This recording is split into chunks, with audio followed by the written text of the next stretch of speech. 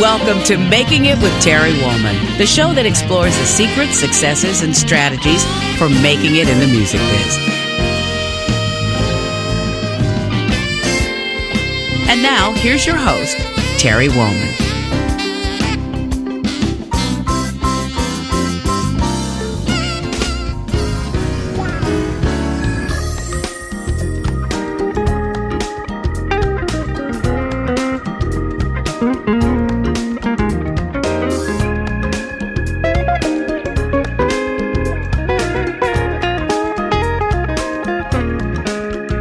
Welcome to Making It with me, your host, Terry Woolman. I really appreciate you and everybody joining us every week to listen to these podcasts. We do these for you. By the way, you can find all of our episodes on entertalkmedia.com, Spotify, Spreaker, iTunes. Go look under podcast at Making It with Terry Woolman so you can listen to all of these interviews at your leisure, free download and streaming. Share these podcasts with people because that is what they're for. I created the show to focus on what it takes to have a lasting career in the ever-changing landscape of the entertainment business. And that's not an easy feat, as you well know from many of the artists that we've had on this show. My guest today is Ray Fuller. Let me tell you a little bit about him. Guitarist, composer, music director, producer, Ray Fuller has intimately worked with such noted artists as Whitney Houston, Anita Baker, Luther Vandross, Natalie Cole, Quincy Jones, George Duke, Boney James, Branford Marsalis, Bebe Cece Winans, Yolanda Adams, Brenda Russell, Everette Harp, Jeff Lorber, Najee, and so many others in his outstanding musical career.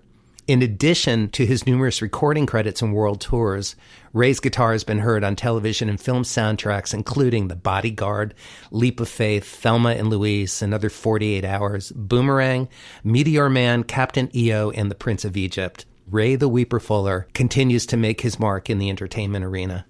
Ray Fuller, welcome to Making It. Hey, Terry. How are you? I'm great. Wow. I'm great. It's nice to see you. By the way, everybody, we're actually in my studio together, so I do see Ray. I'm looking at you right now. I like this. I do, and it's my favorite way to have these conversations is person to person. Oh, great. I want to start with a quote that your friend George Duke said about you. Ray emotes with such passion and so musically well the deepest and most intimate expressions of an author's story. Tell me a little bit about your history with George Duke and what he meant to you as a friend. Well, it's hard because he meant a lot to me on a very personal level.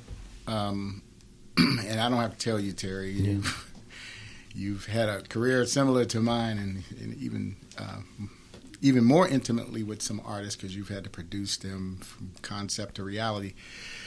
But with George, he's like a brother. People know his music, and I'm sure if you Google him, Mr. George Duke, you'll see that the relationships he had were very, very warm with people. So I think Marcus Miller put it best at his celebration where we were blessed to be born in the time of George Duke, and that we get surprised that he actually heard us. You know, you'll say something that you think is profound, and then later, 2 days later, he'll let you know and respond to that, or later on in the conversation. And this is a busy man and a powerful man and a great musician. So he trusted me. He took me places I never thought I would go musically, and he brought me in his nucleus with Billy, the drummer. Cobham? Billy Cobham and Stanley. And these are names we grew up looking. These are the Stanley Clark. Yeah. For those who aren't sure who exactly. Stanley Clark. Right. Oh, yeah, sorry. First name. That's all right. Because your friends. It's relationships. Yeah. Right. It is relationships. Terry. I rarely see you Woolman. Right. That's true. Good point. I know this great man. And anyway, but his trust, you don't know you've been promoted until you wake up one day and you get this call and, hey, we got to go to the North Sea Jazz. And Ray, you interested in doing this with us? But this is not our old band. This is with Stanley and Billy. Yeah, all right. There's no rehearsal, and here's the plane. Oh, send your passport number over. Can I get a set list? Can I? with that said, he's done that with working with Stevie Wonder. He's done that with different situations, producing Joe Sample, somebody you've worked with. So George Duke was a truster, and he could call people 50 times better than me. Like Quincy Jones, he can get anybody, but when he loved you, he loved you. Right. You were the one scratching your head. Terry, I was going to say about with all those artists, hearing you say my bio was interesting. It's probably humbling, same way of hearing your own. Yeah. Because each one of those names and things, there's a life there. Right. There was as much celebration of some cool music and moments, and we went into a lot of it blind, beyond the hits. And, getting a tour together or a session is just some ideas on paper, and here that comes. But they were all relationships. And so I listened to and look at my bio the way you read it and the way it is, that I was always with people I loved. That's a big gift because not everybody has that luxury. Exactly. Was that by design? No. Well, not mine. Right. I hope I don't sound weird. No. But this has been the epiphany for me, including being here with you. This is love. Yeah. I mean, I love when we play together. Me too. As much as I loved being with Whitney, I know my friend is right there. So whether I'm at my best or my worst, you listen. Well, that's what George did. They listened. You didn't have to be the hero. That hero junk is in our minds. Right. It's a collaboration. And a relationship. I think it's probably one of the things that I'm most proud of in my career is my relationships and friendships. And I think one of the things that's been important to me is reputation. And when I say reputation, it's not just about my musical skills, but as a person. Yes. The kind of friendships like the one that we have, because we've known each other a long time. But even before I knew you, I was a fan of your playing.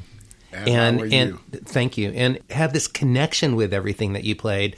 And when we started to get to know each other years ago, I went, well, of course, because we come at it from the same place. And that same place is, like you said, listening, being present, bringing gratitude into the moment. And joy. Those are all the things I get whether I'm listening to one of your records, whether I'm watching and hearing you play, or whether I'm standing next to you on the stage. Yeah.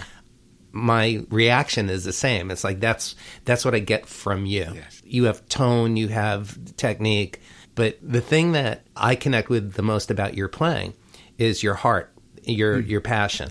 Yes. And it speaks so loudly to me. Wow. Well, I think, again, and some of our listeners, certainly some of my fans and friends, they don't do what we do. They don't do it physically. They don't do an instrument. And of course, we've dedicated our life to this, our income, our everything. But they do get it. But the way we can express that, it's the only way I know how to express it is how you just did. It's a relationship.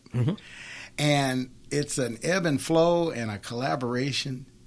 And I'm not at my best days when some of that great work was done. But it was not all about me anyway. Right. If we go in detail on a couple of them, I could tell you why. From the Bodyguard to my nickname to George or anything. These were not special days. Everything had to be aligned perfectly to get a great thing out of this. Let's just start. Because those are one of the things that I wanted to talk about. And I do want to talk about your early years and your family, but we'll circle back to that. Absolutely. The Bodyguard's a great example. Yes. You played on that live recording, that iconic Whitney song. Yeah. Was it another day? Did it feel special? One of the blessings of being with friends, and that include those that might have a title of artist, drummer, percussionist, background singer. In that case, it was just the band and Whitney. And one of the benefits of it is no matter how you feel, you're with family. So we fly in that morning, we leave here that morning, but we lost 3 hours because you're from Florida. Yeah. So you know what time we lost. So if we left this morning, we got there about 1 or 2. Right. Best case scenario. Yeah. Tired. Tired. 3 hours more tired. Yeah. Right. What time did we have to leave? Let's say we had to be at the airport at 6. What time did we get up from California? Right. And then get there? Okay. So we get there at 1. Then I'm mentioning these things. Where in the were process. you? Was it New York? The Fontainebleau Hotel. Oh, South Miami. Beach. You were in my hometown. I forgot that was done there. Okay. We recorded that at that hotel in the ballroom. Yeah, right. And where we stayed, my room upstairs. Nice. And tell everybody the song we're talking about. Oh, yeah. I Will Always Love You. Yeah, Whitney Houston. Yeah. Went down there. How you hear it is how it was. Right. You recorded it live. Yeah. For the movie. And technically, there was a gate on her voice because Kevin Costner's in the ballroom filming a scene. It was a production. Yeah. It was a film set. Yeah, it was a film set. It wasn't a recording studio. Yeah, it wasn't a recording studio. It was like the last ballroom you had with Rubber Chicken. There it is. Well, it wasn't dressed like that. So we get in at 1, and then there's rented equipment. And all this to speak on the power of and the benefit of love and family and professionalism and all of those other things. But in an environment where you don't have to be perfect. Right. It's a collaboration. She was exhausted. She had just flown in from Canada. I mean, that morning from filming. Wow. And the production team was already set up and everything. We get all this rented gear. Any musician knows is listening. Terry knows. Rented gear. Flag. Right. Bumps. Every blue moon, we get lucky with something, but for the most part, you haven't seen this. They talk about wife swap. How's that going to work? Same with the musical pretty instrument. similar. How is that going to work? Right. I got a routine here. I've known my guitar 30 years, and so it speaks into still you're gonna get there to make some history. I guess you don't know it ain't history yet. It's prehistory. Right. We set up. Take what you got. I had a Martin and I had a Taylor, and they're just dropping it off. They don't know that's their Martin and their Taylor. Right. And everybody else had to do the same thing. So we're all getting sounds. I have one other problem, by the way. And again, thanks to the family, I could get through this. Unforgiving. I'm not quite the great acoustic guitar player you are. And here's where I wouldn't have known that. Oh no, trust. Okay. Right. We rehearsed it in B flat. Oh, geez. Yeah, that's a challenge. And again, you are known for your electric guitar playing. You're right. And that, don't do too much on acoustic anyway like that. But, we have to, 40 years, we get survival skills. The Tommy Tedesco, tune everything the same. Right. So, anyway, they do it in B flat. And I remember a few days before the airport, we got this cassette. And it was a Dolly Parton. Yeah. Nobody listened to that. As soon as you put it in, you turned it off because you knew it was 4 chords. I knew the song. I know that song. It's 4 chords. And I didn't listen on the plane, but it's B flat. And so this is 3 o'clock. 2 hours we get to poke around and figure out how to get this stuff working, make sure and then they finally ask for lines. I don't know who's the engineer back there. All I know is give us some notes. You're hearing some. Right. Okay, good. Guitar, can you hear this? What you want in your monitor? Go. And then at the time, it was Ricky, and counted off the thing, and we try to find a tempo, and Whitney kind of sings along, and we're in B flat. And the reason I say that, why am I saying that, Terry? There's no open strings, so bar chords. And so we work it out, and it's a team. By now, we've done 2 9-month tours. We're such a family. Right. And musically, everybody's, who you got? Ricky Minor. Ricky Lawson, Kirk. Well, Kirk's not being used at the time. We're not even sure if Kirk's going to be on this. But everybody else, I think we had Michael Bearden instead of Wayne Lindsay at the time, and Bet Sussman, and the A-band of history there. Yeah. All sensitive musicians that make records anyway. Right. And make recordings that become records. And so, a lot of stuff for you to point out later, as you see. I speak so casually. Lastly, Terry, we do this, and in fact, on the family level, we get through it. Because of bar chords, we squeak a little bit or we do this. And these aren't my guitars. It's physically very demanding. It's physically demanding. Yeah, acoustic guitar is not for the faint of heart. And you need to be smooth. We play finished product. In other words, we're not counting on the engineer to edit us later. What you get is what you get. Right. We do know that this is going down live and Whitney's singing along. So we do 2 run-throughs. And it's perfect. I mean, one run-through and one that we think is a recording. And then we know we have it. You get that chill. Yeah. You know that thing. Sure. Everybody's moving. You don't know how you got there, but you got there. It's perfect. And you're parked in the parking lot. No, it's perfect. But Whitney then says, where's Kirk going to play? Oh, gosh. I'm hungry. Right. Now, and because she tries to figure out something where he could play, she gets rid of the third verse. And he comes, well, this is my time. If we're gonna go and paint the car, if we're gonna go and change up everything, the whole menu, right, then let me get my weakness in here. We're friends and family, and we're all professionals. We can bring it down a half step. Can we bring it down to A so I can play some open strings? So I played the first that intro, right, like you hear it on the record. Yeah, sounded better, of course. Whitney is so organic that typically we would worry if we have to change a singer's key to even bring that up. Sure. And that really speaks we're the producers, by the way. There's only Whitney in the band. Got it. There is no other human beings in there. Right. A couple technicians. Yeah. There's no David Foster. There's nobody. No. This is us. This right. is how we've done it all around the tour is how we did it. So we're not going through anybody's opinion. We don't have his opinion. That was a good part about that, which I found out years later why and how that happened. Yeah. Which I can't wait to tell you. So we go to A. Okay, and Kirk rehearses in A. Tuning up, rehearsing, not really. And so do a quick in and out of over a verse section. We never played the whole song. Right. All right. That's it? That's it. We got it. We just slid it down a half. You played it. We did the intro. If I don't get me singing. Yeah. And there it is. But there's a gate because it's racket in the background. Right. That especially so sensitive with her voice. Right. Well, it's a very intimate performance. And right there, that intro was wide open, just her. A cappella. Then I come in with the guitar. Right. Thank God it was moved to A. Yeah. But we had made all of the adjustments. Sure. Right. And the reason I'm elaborating on this is because Kirk never played that solo. We never played a run-through, including the intro, in the new key. And with family, you didn't have a fight about it. Right.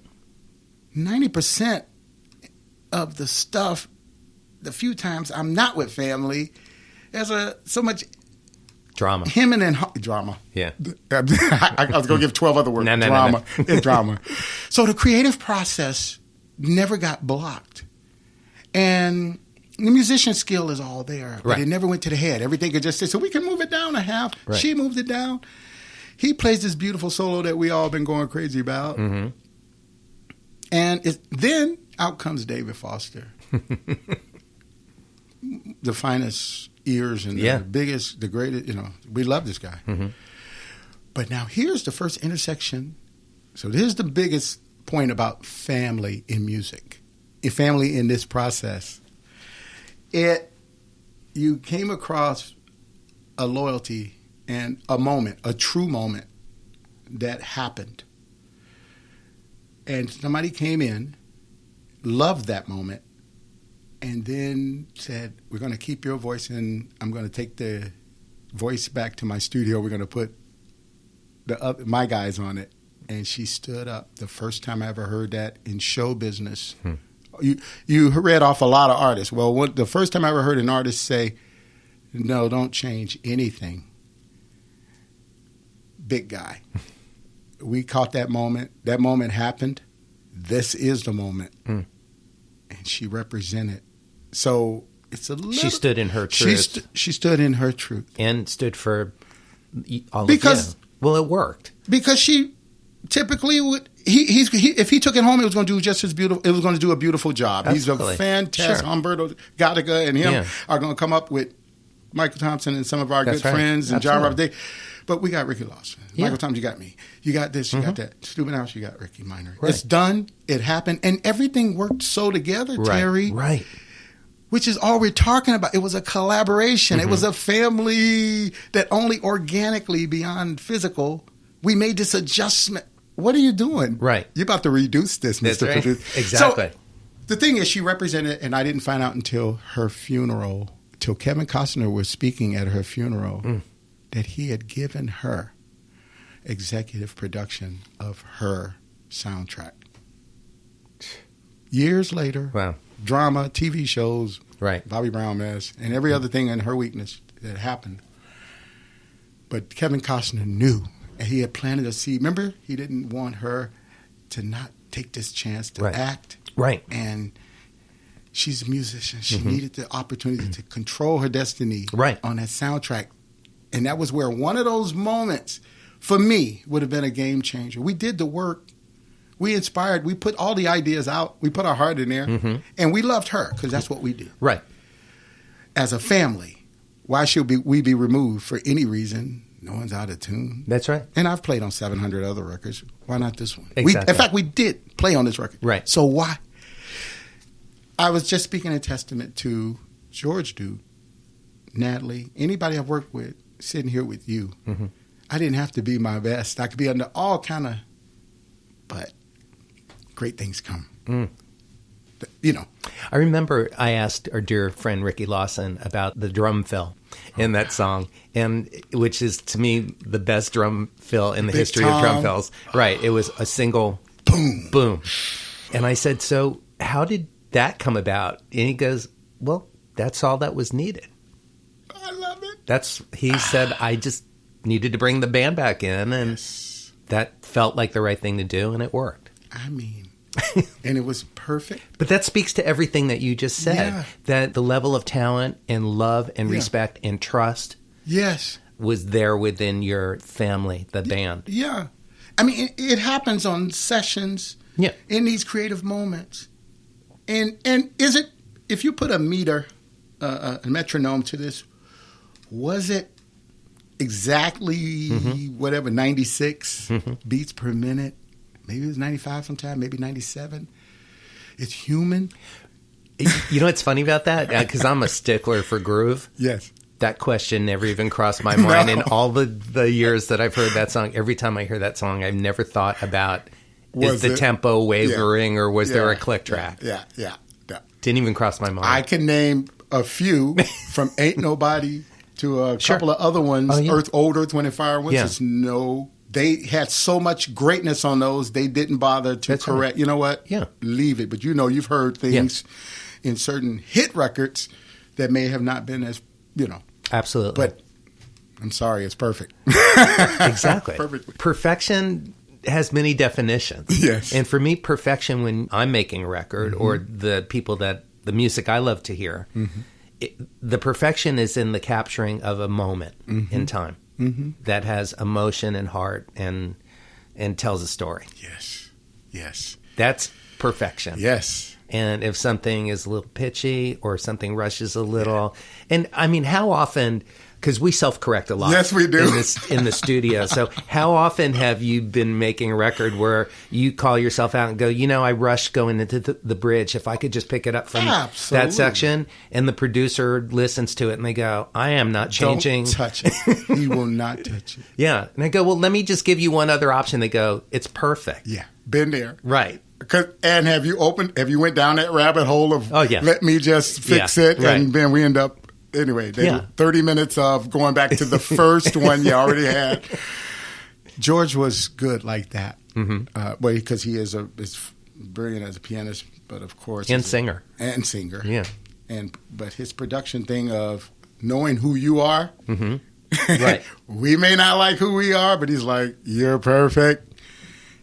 Right, because these kind of artists see something in you that you don't necessarily see in yourself. They see you with a clarity that you will never see yourself. I know. Or hopefully you will. Yeah. Or you have moments when you get, one of the cool things about all the records and TV shows and things that have been documented that you've played on, you get the opportunity to go back and listen, and if you are doing it with an open heart and not being hypercritical, you can actually learn to appreciate your gift and your talent, Terry, and your hard work. That saved me. Really?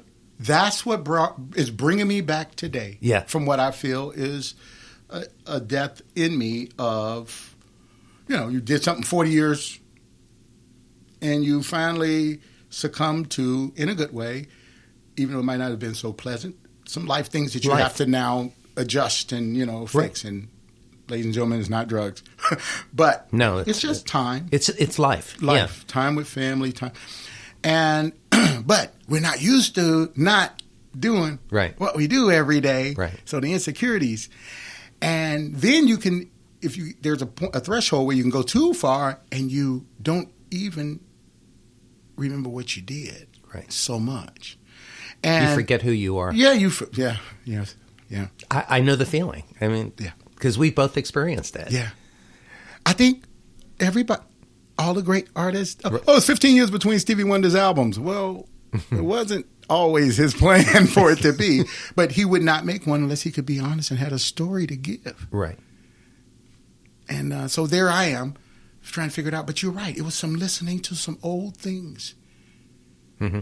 It triggered a long time ago during another kind of life episode. And Lori Perry from Perry called me out the blue one day. This is how I know we're family in this universe of music and or arts. Technical side, and all people included. Anybody, a crew person can remind you of who you are. Mm-hmm. Lori calls me out the blue. A caterer can remind you who you are. Mm-hmm. To how much you touch them and go, I have value. Because you could feel valueless. Mm-hmm. Lori called one day, this is 95, and said, life-changing event for me before You all that. Worked with Anita Baker? We all Anita Baker, those girls, those siblings, Yeah. Perry. And they worked with, we don't even Lots of get folks. started on that, Mike, just everybody. Yeah. So she said, one simple line, one simple point to a direction. Ray, internet wasn't as common as we have it today. Right. Ray, do you know they have a lot of your credits and stuff online? Mm-hmm. Oh, really? I'm scared of going in there, but I'm in there. I go in there. Oh, I find it. And I start, that's right. Yeah, I did that. Mm-hmm. And I start listening to some of those songs, and I got reminded. Whether they were good days or bad days that they happened, whatever the process, like you said, we're constantly auto-correcting ourselves in those in studios. And they were beautiful finishes. Right. Wow. And it was just a reminder that, and then just recently that happened. Some beautiful music, some beautiful work. I'm isolated. I'm thinking what I do, which I'm giving myself as much as I can to the story. That was the answer to your question. Ray takes the author's story. So what's your process right now? Because you have been occupied, I was going to say sidetracked, but occupied by family things, life things. Yeah. And so... granddaughters. Right. Granddaughters, puppies, and everything. Yeah. But the thing is, when you step away, like when you drift away from your confidence drifts away from you as a player, as an artist, as a producer, as all the things that you are. Thank you. How do you reel yourself back in to regain that confidence? When you don't have, because opportunities change, and we're not going to sugarcoat this. The industry changes. Oh, sure. And so you might, with the same amount of talent and drive and passion and focus, you might find yourself not at going through various periods where you're not on TV as much as you used to. Right. I'm saying you, we. Sure. We're not on TV. We might not be on as many records as we used to be. Live or anything else. Standing on as many stages. Right. It doesn't mean where you don't play anymore, don't write anymore. Right. But what's your process in regaining your confidence besides the reminders like with friends like Lori? Right. That Perry. was one. Yeah. And Terry, we like being together. Right, we do. But it was also, we like making music together. Yeah. And it's fun. My best or not, just like with George Duke or just like with some of the great musicians at a Whitney session, being with you when we join each other, you invite me on your stage or you do something with me. Okay, I'm back in it. Right. And the crowd sees us having fun and smiling, but we know we're ebbing and flowing. We are listening and responding and reacting all in a microsecond, thousands and thousands of times, and that's just rejuicing us, man. Right. Yeah. All right. May not feel good driving over. Wish I should have practiced that. What's the song? Right. Oh God. Oh my God. Terry's gonna be there. Oh God. How am I gonna B flat? Yeah. Oh boy. Here we go. And literally, but how do we? What's the process? The step, getting in there. We can't, like learning to swim. We can't. You can only discuss it so long. Right. Bad or good. Right. You got to get in the water. You might even discuss it bad if you get in the water. Right. If you get this thing on your shoulder. And this is happening for us a lot of times. We don't sit around and jam for whatever reasons. We don't sit around. We've been surgeons. So no one should really trust us. But there are people that do. Back to the love factor. There are people that do. Or situations that call for that. Your public will call for you and say, we need to see you. We want you playing for us. They don't know that I got to figure this out. But because of that, that's the process. You make a commitment and you go with what you got. Right. Because that's what every one of those sessions and artists and every one of those hits and every one of those TV shows, we all had to get in a car, get a shower. Oh, we almost slipped in the shower. Digest our food, get there, unpack it. What happened to my guitar neck today? Right. But, Tommy Vicari's engineering or Eric Zobler, so it's going to be fine anyway. Right. And it is. Worst day. Can I give one of those examples, Terry? Absolutely. Absolutely. This is on two levels. I'm alone to talk about it. I will make this so short. In that. I love that you're just jumping off the cliff with stories. I am off the cliff. Yeah. Without it. So here's the real about it all working together and how we find okay. So I had a drought of I'm just gonna love on my dogs and my family, and there was other things too. Then I get a call. I can't remember his production manager, but Quincy's the girl that handled Quincy's stuff. Joanne, who we love. Yeah. And she's Real World. So she's sweet. Awesome. So sweet. Yeah. Ray, are you free tomorrow to do, we got an emergency thing that came up, and it is actually a Barbra Streisand's son, Jason. Yeah, Gould. Mm-hmm. And it's about 4 tracks, and it's going to be a village. Where everybody will be happy in the music. I'm going, oh God. Okay. Well, I'm going, oh God, because it's going to be right. All right. And we need you have a nylon? Of course, I know you do, but bring that because we're going to re-record something there. My mind immediately goes, get the nylon out. Right. Dust it off. Yeah. We got strings, how's electronics, everything, because I had a pickup on it, that particular one, and then get my other organic one. Mm-hmm. And then we're going to do these 4 songs, and we need to start at, I think it was 10 o'clock at Village. Mm-hmm. I'm thinking traffic. I'm thinking... You'll leave the house at 5 o'clock at night. Why am I saying yes to this? I got to leave. And there's no cheat time. Right. I need time. Yeah. So I could remember what, going on here. Mm-hmm. So you get there. Got to call back. It's going to be noon. Okay, that bought me 2 hours. Good. My acoustic, my nylon strings neck is in the worst shape it's ever been in. Sitting up there against the wall with the sun on it. Right. Ruined. Okay. So I go to the music store near my house at 10 in the morning, about 9:30 when they open, and say, I need to borrow one of your nylons. Terry, you can't go do a session with a strange guitar. But maybe they won't call that song. But I need something that's working. Well, our nylon, our good one, we use for teaching, and it's at the drummer's. So let's see if we can find him. And why is it at the drummer's house? Okay, whatever. Where does he live? Fortunately, not too far away. He brings it with no case. I just put it in my hand to see if I can get my fingers around it. This big old piece baseball of net. something that he gives me.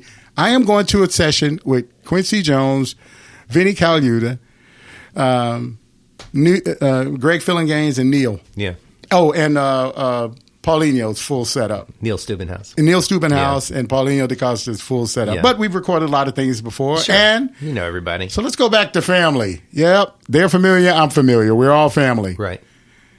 But I don't know. Maybe they had their own drama. But I got mine because I just picked up a guitar and threw it in there. It's just sitting in the back seat, naked, no shorts on. Not even had a bath. And you get in there. Stefan Oberhaus. Yeah. And Jason. Stefan co-produced with Jason. Yes. Yeah. And anyway, but I go to Tommy. This is experience. Start, hey, first song they call off. I'm sorry. The reason I had to run to Tommy. Yeah. Because I look over there and there's $10,000 mic and it's set up for an acoustic nylon solo. You get that He's going to redo Masquerade. Q says, "Hey, Chicago." He's from Chicago. I'm from Chicago. I've worked with him quite a bit. So we go there. He just say, "What's up, Chicago?" But you too far south side. He goes there. Q. And then he says, "Man, we're going to do this. We're going to do this Benson thing. We're going to do but we're just going to do it, with you on nylon. We're going to try to just turn it around a bit." And Jason's singing live. This is live recording. Mm-hmm. Live recording, anybody's guitar. Quincy Jones. Yeah. Drummer's house guitar. Right. With a baby in his arm and handed me a guitar with milk on it. And yeah, Quincy Jones, Village Recorders where Michael Jackson and all kind of history's been made. But you got family there. Not just great musicians, because the notes ain't going to be the problem. The thing is going to be me now. Right. And confidence. You got to get out of your own way. I got to get out my own way, and I have to show up. And still, we have to emit some sound. Right. And when we do, Tommy, I just grabbed this guitar and blah, blah, blah. I got you, Ray. All I can say is it felt small to me and meaningless in there. Fortunately, he made the adjustments and sonically and everything. But when I went inside and heard the first note, you record it down and then hey, come on in, guys. Everybody, let's take a listen. Take a listen. You're trying to go left while everybody's going right into the studio. You're trying to get to the bathroom or something and let the pain go down. And anyway, I walk in there. It's huge. It sounds like life. He's the best at what he does. Yeah. They're the best. We're all flexible. We move. Jason just happens to have his mom's gift of live recording and just, it's new for him, but he... And yeah, family.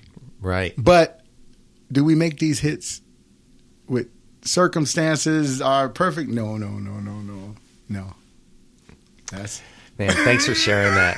All right, let's circle back to you started playing guitar when you were about 7. Yes. And you basically had some beautiful mentors all the way through your life. Yeah. But you had some local musicians on the South Side. Yes. That taught you. Yeah. What were they teaching you? Were they teaching you to teach yourself? Were they showing you how to drop the needle on the record and hear a part? Or were they what did they show you? Oh, Terry. They were the guys downstairs that met. Most of them had day jobs. Reggie, the guitar player, kind of rocker, and they had 2 guitar players. Arthur, he was a bluesy guy. No, I needed snacks. They didn't have a guitar school or nothing. In fact, you wouldn't want to bring a lot of kids around them. Right. So in the edited version, they taught me guitar. The show's unedited. Yeah, okay. So. I don't want to throw them too far under the bus. That's all right. But they were just grown guys. Well, grown to me. Reggie, turns out, was only 18. Arthur was 19. But when you're 7, I mean, that's huge. That's huge. That's a lifetime away. And he's extra big anyway. And then, but they played rock. So this was about what you noticed, what you got to experience out here, California Jam. It was that. It was all about Deep Purple, Rush, Cream, all the good stuff, Emerson, Lake and Palmer, whatever.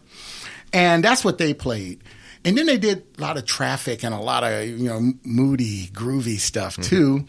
But that's what Reggie, got my hands on the guitar, and Arthur, who such different styles But Arthur had a beautiful blues, strong blues. So it was like Stevie Ray Vaughan meeting Slash or something. And you know what I mean? That's my idea of guitar. It was so much and working together. And so that's what they gave me. They taught me the blues scale, that pentatonic scale. Nice. And it didn't take too long because I loved the music. I just didn't have a tool. And I love my diverse music. Everything from Deep Purple to, Pink Floyd, Deep Purple to Sly Stone and Curtis Mayfield. My mother was eclectic. Okay. And they taught me that. So I go down there they were there every weekend, and I would go down there and get the snacks and take them back to my brother, and then I go stay downstairs, and when they weren't playing, I learned. I watched, I could ask. They were my family. So you started playing, like you were touring with Curtis Mayfield when you were 19 or younger? Curtis Mayfield, that would have been 19. The first gig with Curtis Mayfield, 19. And I'll back up. When you were still in high school, you were already considered on the A-list of musicians by producers and jingle commercial writers in the Chicago area. Yeah. Philip Church had turned me on to a lot. Okay. When he left, he was leaving. Yeah. Kind of like Ray Parker and them did for Paul Jackson. Sure. They kind of did that. Yeah. And Ray Parker kind of had the same thing. Like Ray was telling me when he was on our podcast. Oh, that's right. He was on here. Yeah. In my seat? We did it. I called him. Okay, he didn't come to the studio. Okay. Because he was traveling. But Ray was, saying that he was doing a lot of sessions when he was in junior high school and high school in Detroit. Yeah. And like his folks were so worried. His mama was worried about him because he always had money. She had one of his cousins come and follow him because she thought he was dealing drugs. Right.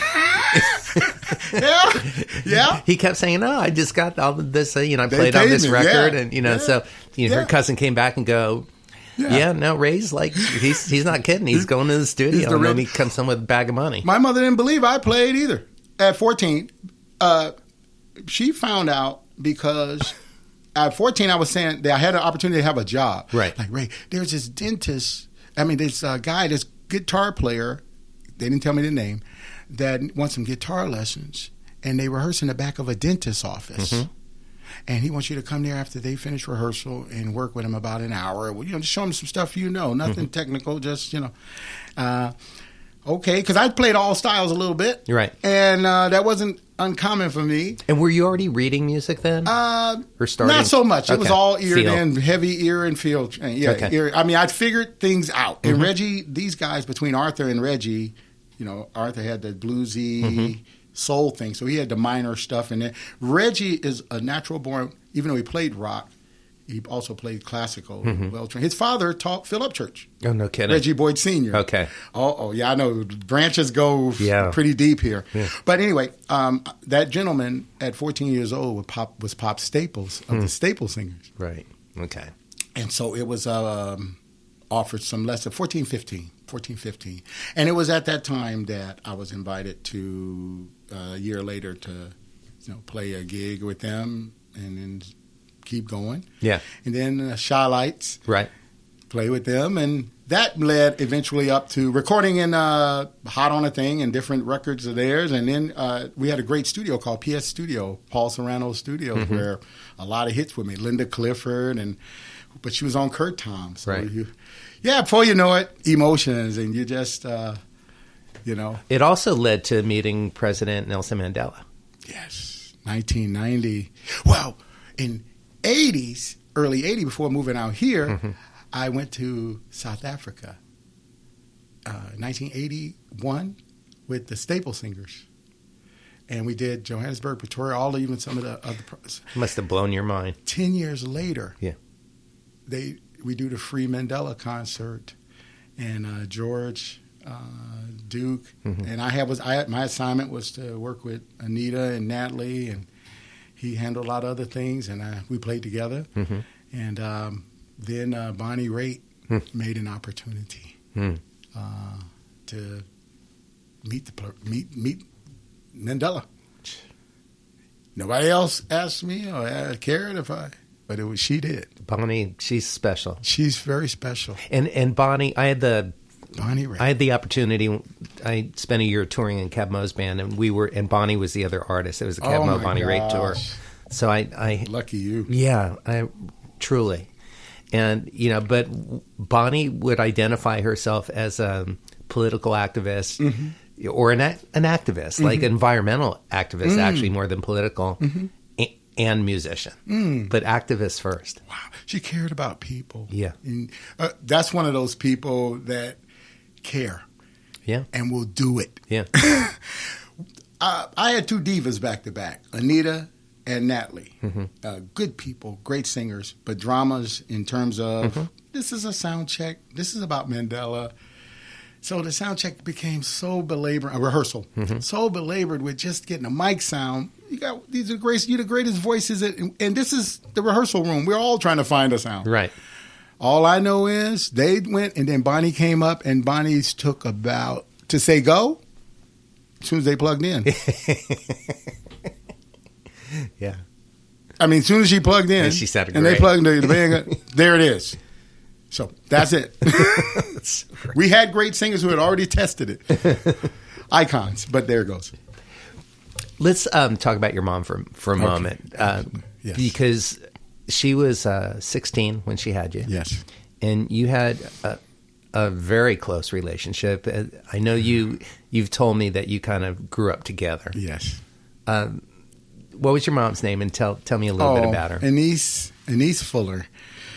I think through the music, you can probably tell who she was. She loved music. Chicago's 60s, tough place. And I hope it serves as a testament to her fortitude and how we all can make it through no matter how our beginnings were. But she was abused as a kid. In fact, even her mom was abused. These are women that ended up single and in very compromising situations. And anyway, she ran away at 14. And I think that's where she met my dad, who had a challenge too. These are not people who takers from anybody. They were just challenged. And was your dad... Home wasn't safe. Was your dad in your life for the early years? No, probably around 3. Here's 2 kids. She had me at 16, Anthony at 17, Andre at 18, and he's overwhelmed, and they're just going at it at 19, and he was gone, and same name as mine, and God rest his soul. We had a relationship later, traveling to where he was in St. Louis. Traveling, we would talk on the phone from time to time. And in that early years of them being apart, he still would once a week or once every 2 weeks, pick us up. But the promises would happen. And the disappointments. Just over would add. My mother would start trying to protect us. But she was also, it was a caretaker role because I had to take care of her in that I took as much pressure off of her as I could with my brothers. But it was, that led to responsibility, of, okay, you were grateful for everything. And still, we had her. It was fun. Right. It was fun. It's pretty. She was everything, you know. She was strong. And eventually she became a Chicago policewoman. Wow. And just a strong, beautiful woman. But I could get into guitar because part of my caretaking was someone was trying to serenade her. This is a great story. Would you share it? This is great. You want Terry? I would. Oh. Well, the band I'd been sneaking downstairs for a few years. It was easy to sneak because she worked afternoon. So we literally go to school and kind of be alone. It's kind of sad in one way, but not really. Chicago's not, it's like New York, so my grandmother lived over here, and you know what I mean? So we had to be accountable. And I was just naturally accountable because of my brothers. But I go downstairs, and maybe a year and a half of that, she doesn't know I play guitar. I don't have a guitar. Right. So all my business, I'm just going downstairs. I could have been down there being a bad kid, but I was down there being fun and a good kid. Right. Last thing, someone really kind, but who couldn't love her? She's beautiful, or want to love her. He was serenading her on the guitar, and I could hear that. And when me and the boys were in the room, this is 7, 8, 9. Anthony's 8. We're in the room, but it's getting sleepy time because we got school in the morning. And his name is Eddie, and he's serenading her with. It didn't sound good to me.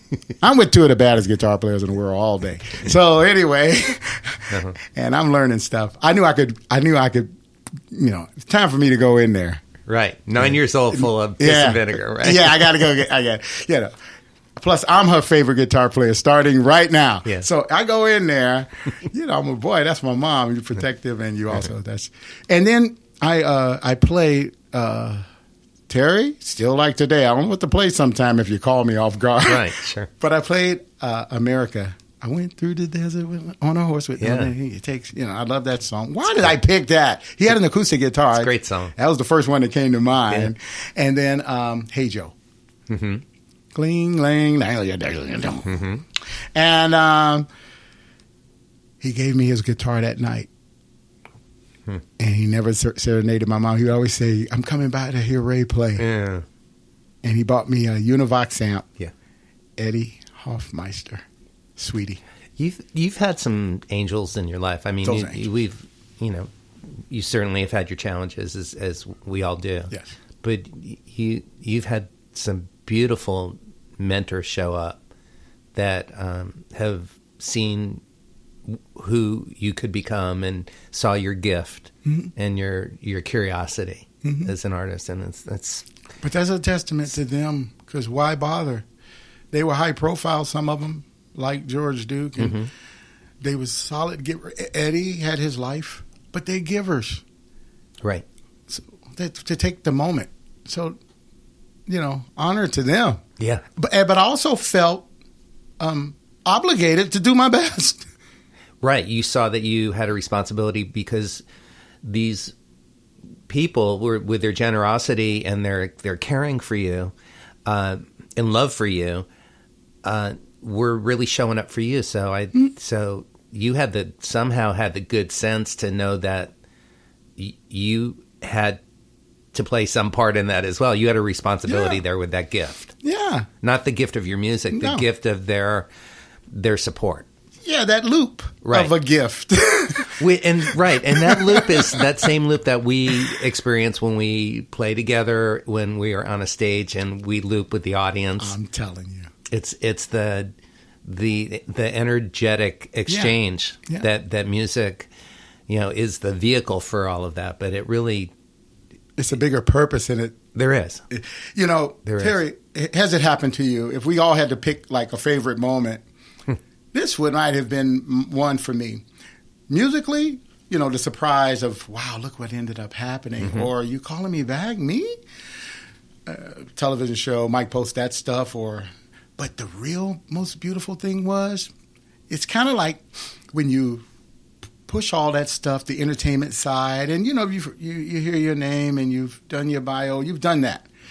But when you do something very simple one day and somebody comes up, and they say, Terry, you've experienced this. Somebody has come up and said, I came down to Spaghettini's when you were doing that brunch. And me and my wife were basically divorced.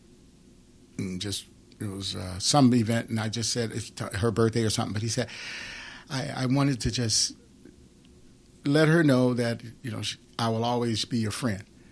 But it wasn't going so good, and she was uncomfortable and all that. But when you came off stage, you played things. You met us when you came off stage, and you went back on stage and dedicated something to us. And it was a new beginning for us. And I didn't give it to fix anything. No, you were just being you. I was just being, but it wasn't a shtick. Right. We went on that. Your stomach tells you to do, like it tells you to help somebody. It tells you to hug somebody. It tells you to give somebody a chance to share their life with the world. Thank you, Terry, for inviting me here. Thank you. I see how many great people are sitting here. I don't deserve that title, but I want to let you know you did something. I gave it away, And it meant something. But that was years later they came up. I'd forgotten I hosted Brett's Bags. Certainly not feeling like I played good enough to ever touch anybody about anything. Probably didn't know what song to play. But you did it. And it's the unknown, Terry.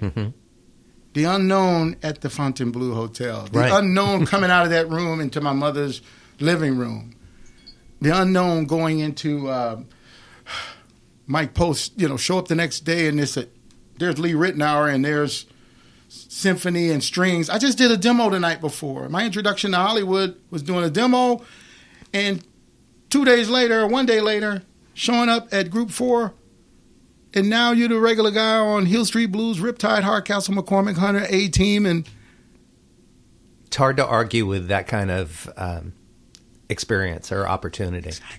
But they unroll one at a time.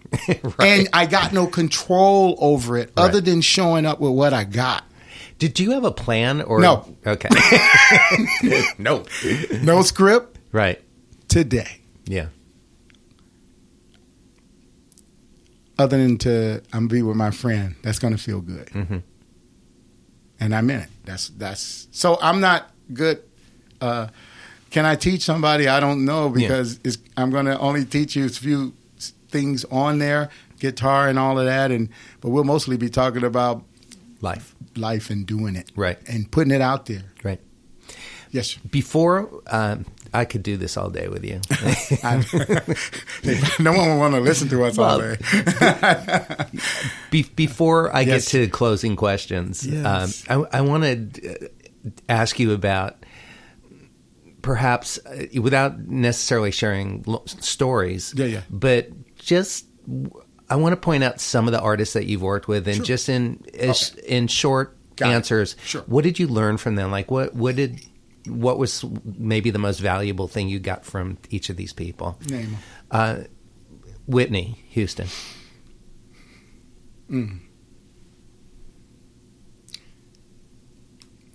Be yourself. Love people.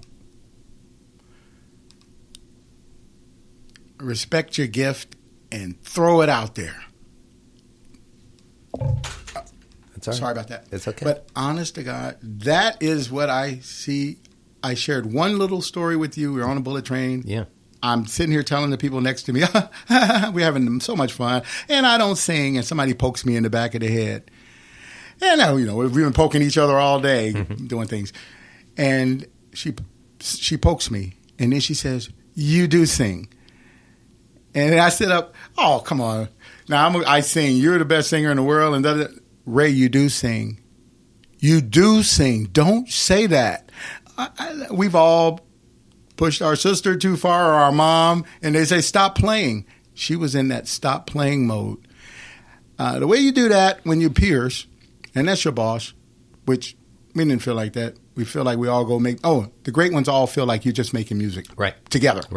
They don't look at boss. That's entertainment mess. That's why I'm not really good for the entertainment. She was teared up. Don't ever say that. Who else? Anita Baker. Believe in yourself. She wrote her story. There's a finished product, and then there's a person there in the process. She works hard. Hard work, believing in yourself, and tell your truth. Sing your truth. She's just a regular girl from Detroit. Our mutual friend, Najee. Ooh, you got me on that one. What I learned from him is learn the real stuff.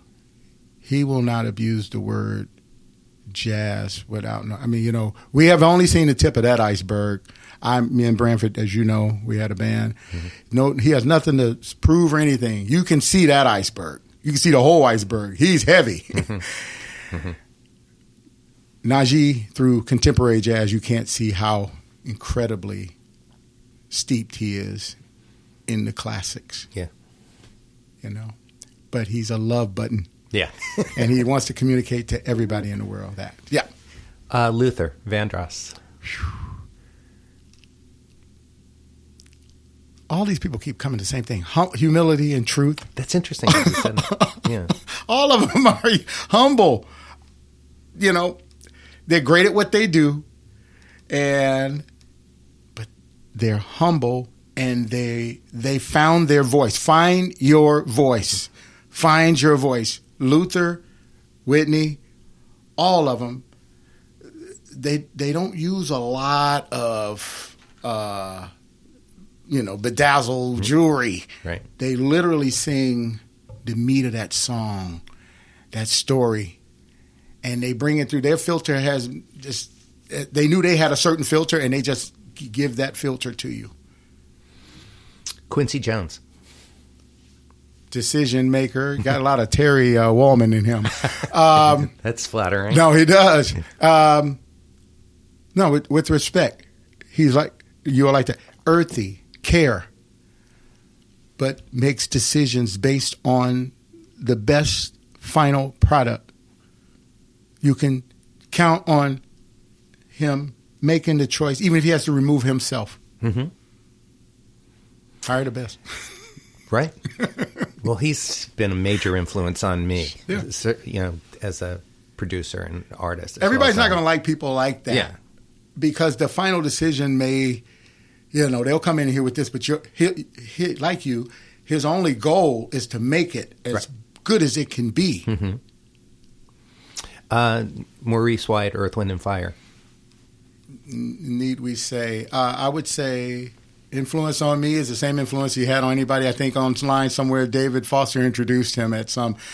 David introduced him the best. He's just the most powerful influence of modern commercial music. Groove. Right. Take no prisoners. So what's changed about your perspective in life as you've gotten older? Honest, Terry. Mm-hmm. Breaking all chains. Break some chains that you have. Mm-hmm. Some things, it's time to saddle back up, get on the horse. I feel like Clint Eastwood in one of those movies, Sisters, they were the mules, two mules, Sister Sarah, throw some water on these lips, get back on the bus. You're called to change some things, to make some things happen. And I found out, as I look back and I listen now, that I inspired some people by just going on. I just don't have to have it together. I just have to do my best. Study, be studied, be practiced. So just now, embed myself back into the process. And that would mean you put your guitar back in your hand for real. Play the music you love. Terry, I love. Mm-hmm. Right. So that's what I have to play. I don't have to be the whammy bar king. And I developed a lot of tools and had a lot of information and vocabulary to pull from to execute a lot of things.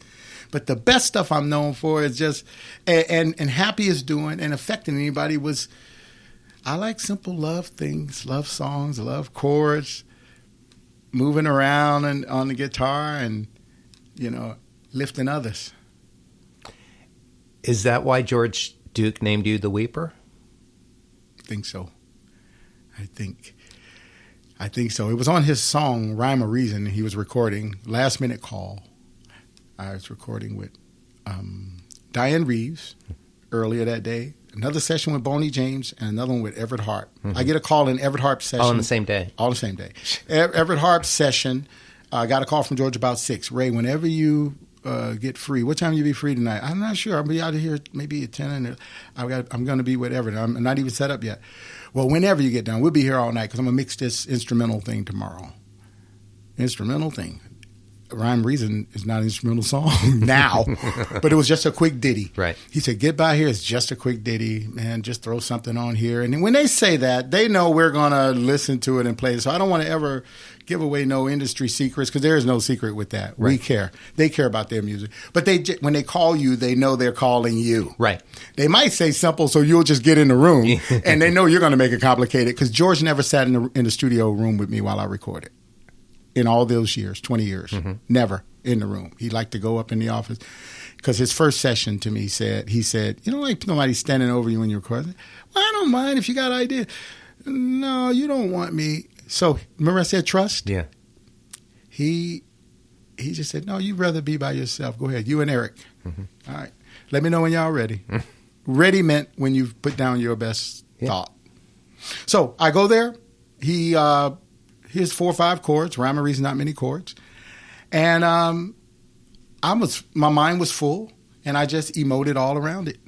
And he said, you cried all over my, I'm going to start calling you the Weeper. Yeah. You the Weeper. And I literally asked Boney James, how's that nickname thing stuff go? How's that? He said, man, if somebody like George gave you a nickname, own it. Ride it.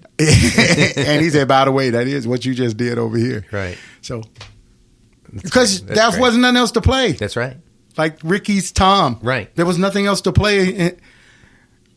Boom. Right. Yes. I have 3 closing questions, but before we do that, just because I'm going to take the luxury of that we're actually in the room together. Since this show's completely unedited, is there anything on your mind or your heart that you'd like to share with your listeners before we get to the closing questions? No, just take your moment and don't hold your dreams up.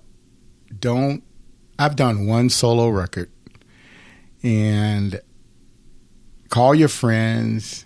And if it's writing a book or just your uniqueness is plenty. Your uniqueness is plenty. Just trust that that's okay. And it's actually a good story for somebody. Yeah. Musically, what you write, what you paint, let her rip. By the way, that album is called The Weeper, and you can find it on iTunes and any other place that you can hear music. So, and it's a beautiful record, Ray. Thank you, Terry. Closing questions. Yeah. Since this show is called Making It, what does making it mean to you both personally and professionally? Well, you're making me feel here I made it. But making it is a verb. Yes, it is. So it's not a destination. It's a verb. Making it, ladies and gentlemen, and Terry and Ray, I am talking to Ray Fuller right now. He's sitting and he's speaking, is the actual action word. Making it. Make it. Be honest about what you want. You want to be by the beach? Be by the beach. Take the littlest thing, or just drive there every day or as soon as you can. If there's a song or a style or somebody you want to see, go see them. Stay inspired, but make it. That's what making it is to me. Love. If you love your animal, love it. Love it. And have your friends and love them. Yep. Can you share 3 tips for success that have driven your career?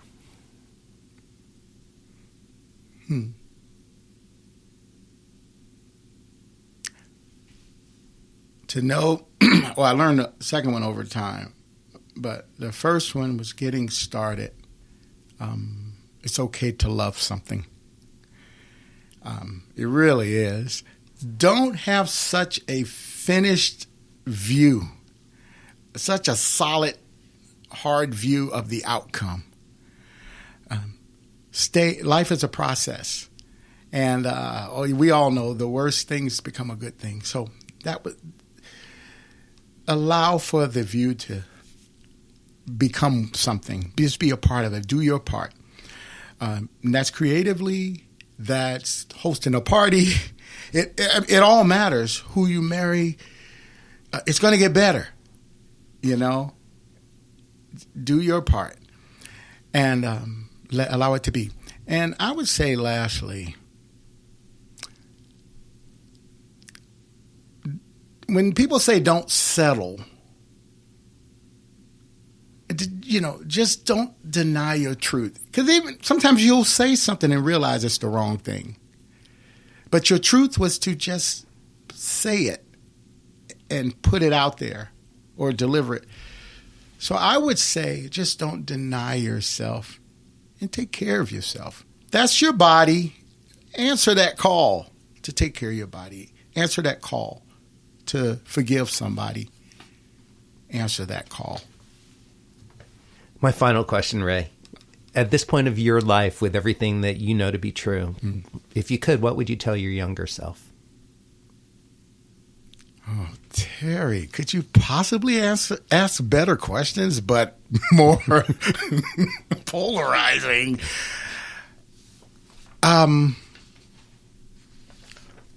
That, Ray, you can sing, you just haven't. Something you reminded me of, Terry, if you want it, well, give it a shot. Learn. Go learn something. Be innocent again. I would tell the old Ray, keep doing what you're doing. Keep doing what you're doing.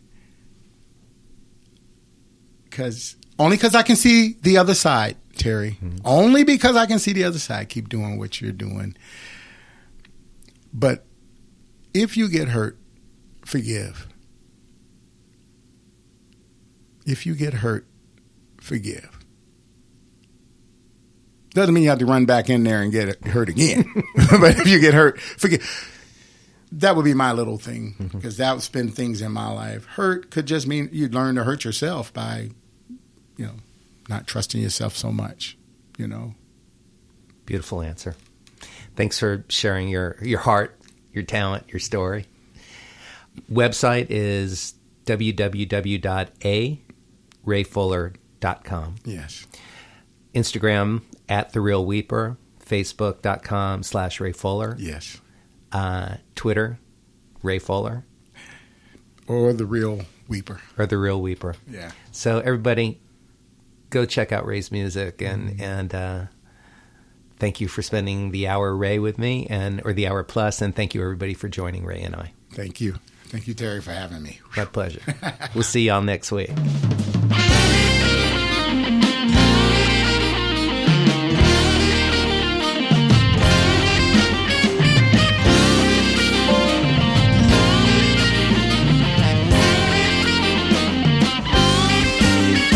Tune in again next week for another great episode of Making It with Terry Woolman.